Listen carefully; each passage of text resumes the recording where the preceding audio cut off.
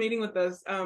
Margot, the girl that you've been emailing, she has a meeting right now, but we are in her group for atmospheric science, so we kind of just took over this interview. We appreciate you joining us. We have a couple questions to ask you just about what you do and like your just opinions, just beliefs about. Yeah. Yeah. So, do you want to start? Yeah. So, what is your least favorite misconception about eco-friendly methods of living or global efforts to go green? All right, great. We're hopping right in. My least favorite misconception. Is that what you said? Yeah. I would say that people think it's expensive to go environmentally friendly, and I don't like that misconception because it isn't expensive. But there's a longer answer to that. The long answer is that it costs money up front to become more sustainable, but in the long term it pays off. And the example of that is solar panels. So solar panels cost about $5,000 to $7,000 to install on your roof, maybe more. But within 10 years in California, for example, your solar panels pay themselves off. So yeah, it's just an example. Cost money up front, but in the long term, they save you tons of money.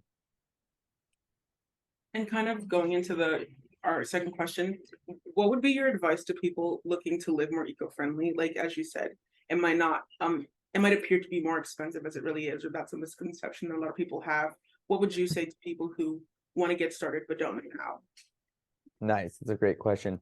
If you want to get started with living eco-friendly, I say start small. Start with the easy stuff, right? Like start recycling, maybe pot your first plant, etc. And then you can move on to the more complicated stuff, which would be taking public transportation, riding your bike, secondhand thrifting, and then eventually you can get onto your most complicated sustainability topics, which are maybe investing in only carbon neutral companies or offsetting your CO2 emissions every year. How satisfied are you with current governmental legislation relating to the environment in the US or like around the globe? Well, I think in the US, I 1 to 10, 10 being very satisfied, 1 being completely dissatisfied. I think I'm probably like a 5. I think that we are working on it, and it is a very rough and difficult transition that takes time. And yes, it's gonna like cost money, and it's gonna cause some policies to be reversed, etc. But I still think politics are still too invested in money instead of like the health of our planet.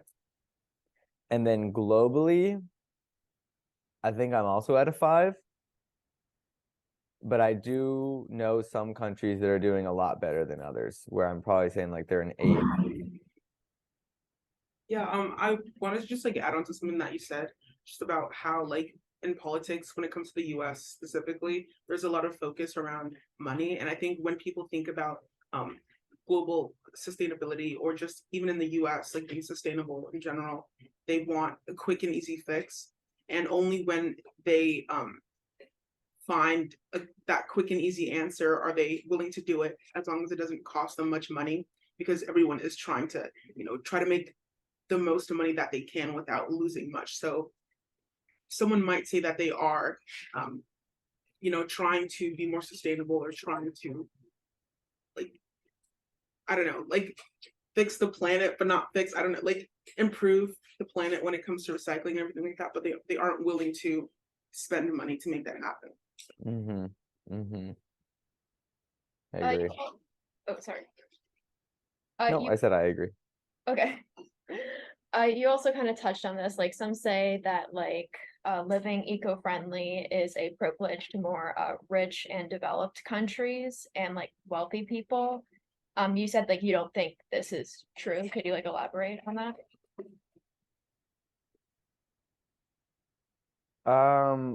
Maybe you misunderstood that. I definitely think living sustainably is in the day and age we live in today, it's mostly a privilege. Yeah, because I kind of look at it as Laszlo's hierarchy of needs. It's this pyramid where it says like you need your foundational needs met first before you can work on your top of the pyramid needs. And I do not believe living sustainably is at the bottom, meaning like the foundational need. I think that that is more middle, higher end. And what I mean by that is like people aren't going to care about being sustainable until they have healthy water, healthy food, a home to live in, probably even a social circle that they have a sense of belonging into, and then they can really care about living sustainably. So, for example, in Scandinavia, there's this country called Denmark, and they have just like a baseline foundation. Everyone has access to food, water, shelter, healthcare, and a community. And so therefore they're a very sustainable country because they have all their foundations met. In the US, we're not as egalitarian as that. A lot of people are still fighting to get food, water, shelter, etc. And then they can care about sustainability. Yeah, so what do you think, apart from money, is the biggest obstacle of eco-friendly living, or what is I want to say, disadvantage? Yeah, one of the largest obstacles to living an eco-friendly life outside of money, because that is definitely the main one, is resistance to change. And I would say that like, okay, let's be honest, changing isn't really fun. Like most often when you have to make a change, it's not the most enjoyable experience. But at the end, like there's always light at the end of the tunnel with any change.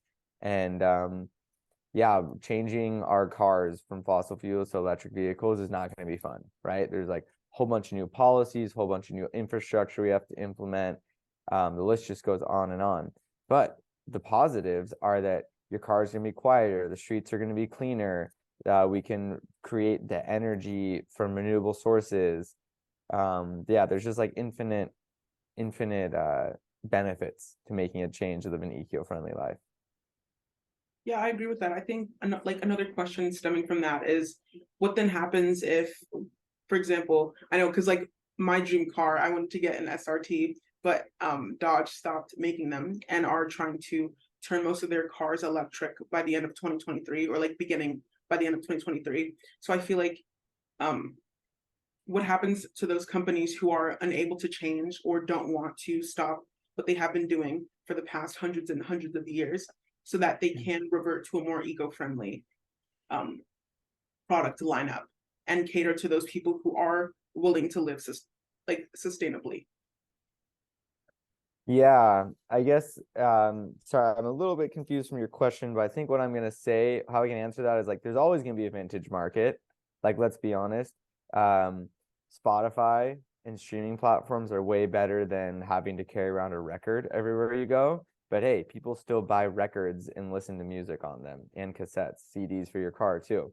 So like there's always gonna be a market for vintage gasoline and diesel fueled cars. Like I think that those are gonna be around. But what I can say is that the future is most definitely electric. The cars are more efficient, they accelerate faster, they're becoming autonomous, they're building smart cars, which, you know, like you have your iPad and et cetera integrated into them. And that's just not fossil fuel cars. Electric cars make sense for artificial intelligence and machine learning so that our cars can incorporate those technologies. So all I can say to those companies that don't want to make the switch is like honestly, your car companies are going to fail.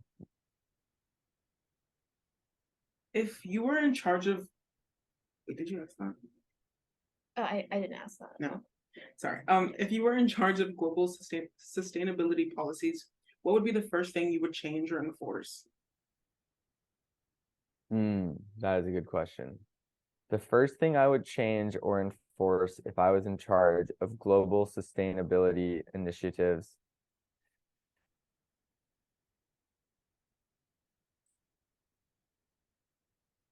The first thing I would do is, I'm an advocate of helping company or countries that are developing today to develop into a more eco-friendly way. And what I mean by that is like, sure, I would like to make my home more sustainable in San Diego, which I definitely could. But what I actually think is more important is like countries in Africa, which the population of Africa is going to be booming. By 2050, they're going to have, I don't know the numbers, but they're going to have a whole lot of billions of more people in Africa by 2050. So what I would change is helping those countries that are continue to develop and are continuing to have a larger population, for example, Nigeria, to make their countries more sustainable from the beginning. Yeah, so that's all the questions that we have. Again, thank you for meeting with us and just like allowing us to ask you these questions as we continue learning about atmospheric science and climate change and global warming and how we can help improve that by the year 2030, how like we can help change the trajectory of global warming if we continue at this rate. Is there anything else you wanted to add? No, not really. Yeah, thank you so much for Yep. allowing us to speak to you. We Yep. might do a follow-up email if we have any follow-up questions. Yes, that's all. All right. So, yeah. Thanks for being interested in helping our planet. And as always, stay sustainable.